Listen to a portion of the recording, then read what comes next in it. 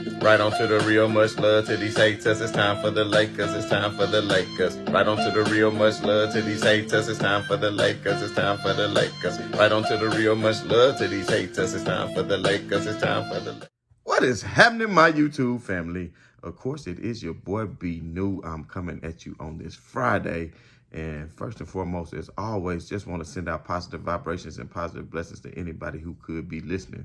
Now, with all that being said, y'all know I usually come to you every morning with the morning show. But because the Lakers finally broke an 11-game win streak, I decided to come at you this evening. But don't worry, it's not going to be a full show. Well, I know some of you may want a full show, but it's just maybe a preview for tomorrow morning show. But I did want to chime in on a few things that I did note that I think was a good thing by the Lakers.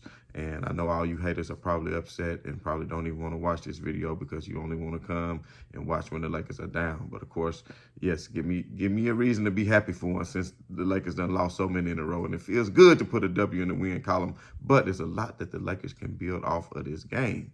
It is a lot that they can build off on this game. So, you know, I had somebody who came and commented earlier in the day, which they actually made some good points, and we kind of, you know, commented with each other there for a moment, and we kind of touched on Frank Vogel's coaching. So what I'm going to say right now is, if you notice, I give credit where credit is due. Frank Vogel, after the mollywhopping that the Toronto Raptors put on the Lakers in the first quarter last week, when they went up, they was up 22-4 at one point and ended up being 32-15 or 32-17 in the first quarter. And the Lakers, of course, got down by 25 and could never muster up enough strength to come back and win the game. Well, this time he made an adjustment, and it was a very interesting adjustment by Frank Vogel. And this is my point. And I'm going to see, it's a lot that I want to get to. I guess it's just got a lot going on in my head. But let me tell you this. My main point is, LeBron James started in the 3 spot for the first time in ages. We all know Frank Vogel has been going small, putting LeBron James in the center position, although he doesn't really play defense on the defensive end. Playing the center position, it still puts him in an awkward position, and sometimes when he does have to defend at that center position. But at the end of the day, he started in the 3 spot, and what was interesting is Dwight Howard got to start at center, and he actually put in Wayne and Gabriel to play the 4 spot tonight. And I know the other day I forgot my man's name, you know what I'm saying? But hey, he gave me a reason to remember going forward, because my boy came in today and played a hell of a game. And in the first quarter, came in and gave 14 quick points, which is his career high, by the way. And he did that all in the first quarter. Now, this could just be an anomaly, and you say, well, you can't depend on him to consistently do that. But my point is, he wasn't even playing center. The Lakers played big. They had length. They had rebounding. That's why the rebounding was actually about even, instead of just having Siakam, who is not even a huge player, to be dominating the boards. You actually put some size in there with Dwight Howard having size, as well as Gabriel giving you size as well, giving LeBron James the freedom to not have to always worry about crashing the boards, and having 2 real bigs out there who could crash the boards for him as he can get other teammates involved. And because Wayne and Gabriel actually hit, I want to say 3 threes, hit 3 threes, and was 3 for 3, and actually shot 7 out of 8 for the game. So he was actually able to stretch the floor, and that's what the Lakers need, a big who can stretch the floor. And what I like about tonight is, and I wish I would have came and did a pregame prior to this game starting, but I did not. And I wish I would have, but it is because Carmelo Anthony and THT were out tonight. And as soon as I heard the news that Carmelo Anthony and THT were out tonight, I said, this is going to be a good thing for the Los Angeles Lakers, because Carmelo Anthony, just like I was saying in the last show, Carmelo Anthony has been broke as hell from the 3-point line. Like, he take it, he shoot it way too quick. You never know if it's going in or not. And because he's a defensive liability, if he's not hitting the 3, then he's basically useless. Now, if he can come in and give you some minutes sometimes and get hot when other players are not, then that's fine. But I don't think he needs to be a normal part of the rotation, especially with the discovery of Wayne, Ken and Gabriel, because Gabriel is somebody who can play defense. He played excellent tonight. If you see at the end of the game, even in overtime, which we'll get to that in a minute, but he made an outstanding play. I want to say on Gary Trent Jr., I believe it was, who was driving to the basket, and he played great defense and came up with the block basically to seal the game. And because of his defense and his effort on the boards, as well as being able to get points, it was great addition for the Los Angeles Lakers tonight. And also, Wayne and Gabriel did find himself in some very quick foul trouble and prevent him from getting his third foul, which I thought was a BS call in the first place. Frank Vogel did use his challenge very early on in the game because he didn't want Wayne and Gabriel to pick up the third foul.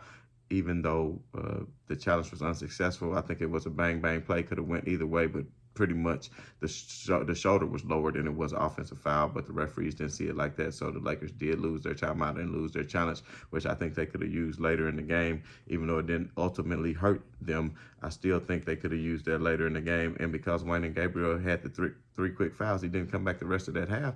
And then you didn't really see him in the second quarter. And then he didn't even pick up the fourth foul until late in the fourth quarter. So actually he played smart, which is a good thing. When you know that you're in foul trouble, you can play smart and play good defense without fouling. Shows me that you are a good player. So if he can stretch the floor and do all these things and play defense, especially when you know you need to go big, because the Lakers are going to be taking on some teams. I think that would have been a good philosophy against the Phoenix Suns, and that's what I'm saying right there. You came out and tried to go small against DeAndre Ayton. That's bad coaching. So if somebody's going to sit here and tell me that Greg Popovich, if Greg Popovich was the Lakers coach, they wouldn't add him 6 or 7 more wins for the year, then that's blasphemy if you think it's not.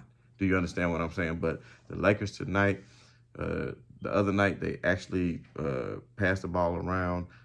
They actually had some open shots. They just missed them. But tonight, because Carmelo Anthony wasn't out there and because THT wasn't out there flopping around going crazy, it might be time to put the shelf on THT because he's a young player who got upside. Maybe if the Lakers keep him next year as a mid-level exception, whatever, then that would be good. But right now, it may be time to put him on the shelf because I think the discovery of Wayne and Gabriel and, of course, DJ Augustine, 2 players that the Lakers got at the deadline off waivers that people thought may not contribute a lot, are actually contributing. It was one play in the game in which Westbrook was actually coming down the court and had a horrible turnover that led to a 3 for Toronto. And on the next play, he was like this, and they didn't throw it in. Instead, they threw it in to Augustine, and Augustine took up the court, and Westbrook was looking like, hey, man, what the hell? Why y'all didn't give me the ball to initiate the offense? They went down there, they made a play to Austin Reeves, and bam, what it was. Austin hit a 3, and he hit a lot of big threes tonight. Avery Bradley hit a lot of big threes tonight.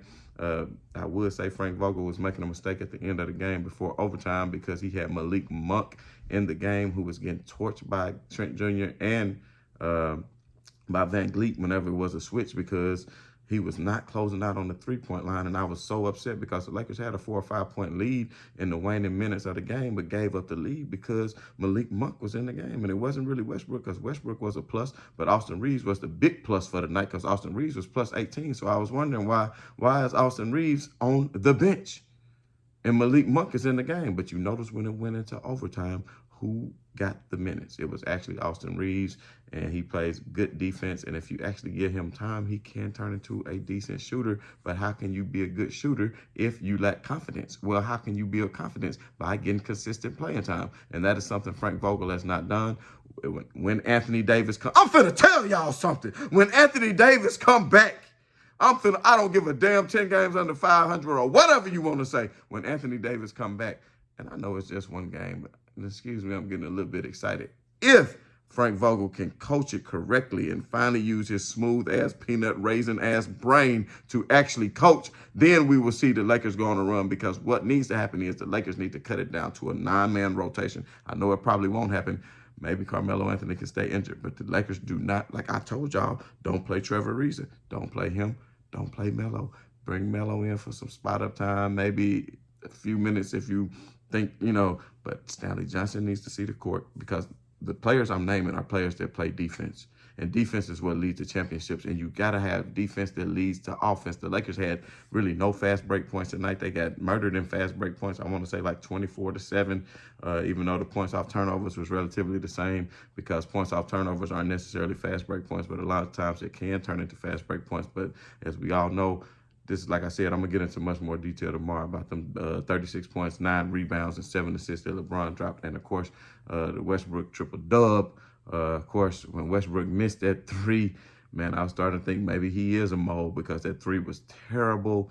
That should have forced the overtime. But luckily, the Lakers Russell Westbrook redeemed himself, came up with the steal, got back down to the other side of the court, had the wherewithal to get his foot behind the line because they said, oh, no, his foot is on the line. But actually, it was not, as Westbrook unleashed the three to send it into overtime. And at that point, you knew what the Lakers was going to do. And who was it other than Austin Reeves and Avery Bradley, the role players who actually stepped up in the overtime? Because as we all know, LeBron James and Russell Westbrook played both 40-plus minutes tonight, and they will be on the road in the nation's capital in D.C. to take on the Wizards, a team that they actually beat not too long ago when LeBron scored the nifty 50 on Kuzma head, and now he might be trying to do it again tomorrow night. And it's not like the Wizards will be rested up because the Wizards play tonight, so they will be on the second night of a back-to-back. Although their legs are a little younger than the Lakers, it does not matter because we all know what the Lakers are going to come up to do tomorrow is get that 2-game winning streak. And I hate that LeBron James is only 20 points away from passing Karl Malone, the second all-time scoring, because hopefully tomorrow he just get 19 and be right there, because we all know after tomorrow night what happened on Monday night, they're going to go into Cleveland. And LeBron James is going to want to show out to this old home of the Cleveland Cavaliers and show what it's all about and break Karl Malone's record in a victory. You understand what I'm saying? But a lot more to come on tomorrow's show. This was just a quick snippet, just congratulating the Lakers on finally snapping that 11-game road losing streak.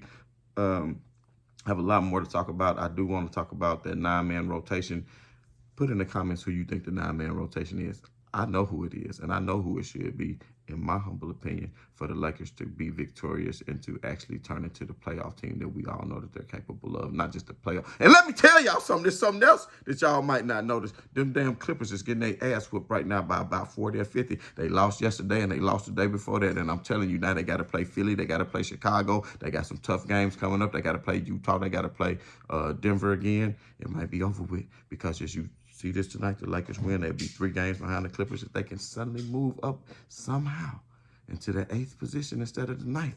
And then they only play the 1 game instead of the 2. And they can play Minnesota and get that 7th spot. They can somehow avoid Phoenix in the first round and can take on maybe a Golden State. But as we all know, Memphis is in that spot right now, even though Memphis did lose to Atlanta. But like I said, there's a lot going on right now, but I got things I need to do. So I'm going to hit y'all in the morning. We're going to get the morning show. And as always, man, right on to the real. Much love to y'all haters. And like I said, everybody who calling the fakers and everything else, we sending love to y'all because we know y'all haters need that. You know what I'm saying? Peace.